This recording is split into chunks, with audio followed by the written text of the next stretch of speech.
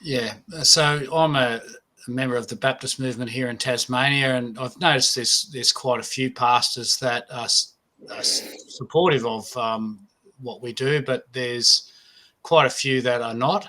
And it seems to me, in my experience, even across various denominations, that there's a lot of pastors that are opposed to the idea of a young earth, but a lot of their congregations are supportive of it.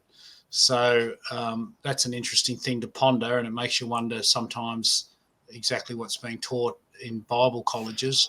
But certainly, I've had some experience with some of the Bible college lecturers. There's a Bible college in our local area, and they don't support sort of uh,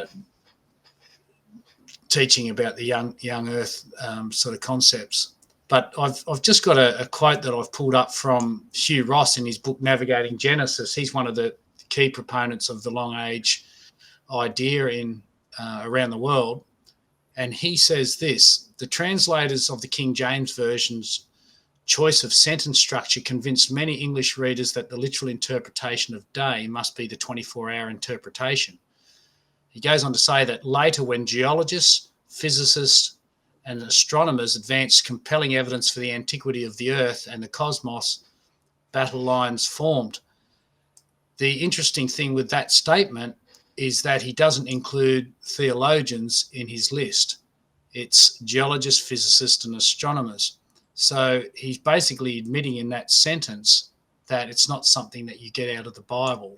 It's something that they've been convinced that science must be teaching them, and therefore we've got to change what the Bible is saying. So that's some of my experience, and certainly I've had some difficulties even getting into a Christian school.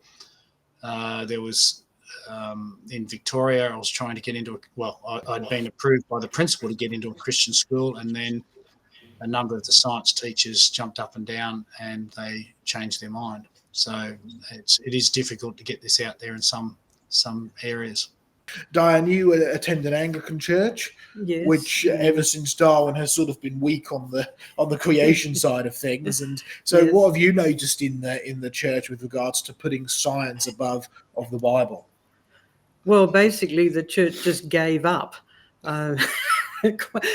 quite early in the 20th century.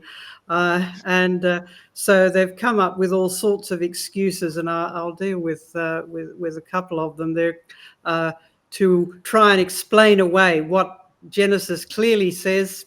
Talks about 6 days. If you add up all of the genealogies, you don't get millions of years. The church just gave up, and that allowed all sorts of excuses to come in. And there are a couple of interesting modern day ones, which I'll deal with later on, to do with trying to explain away 6 days.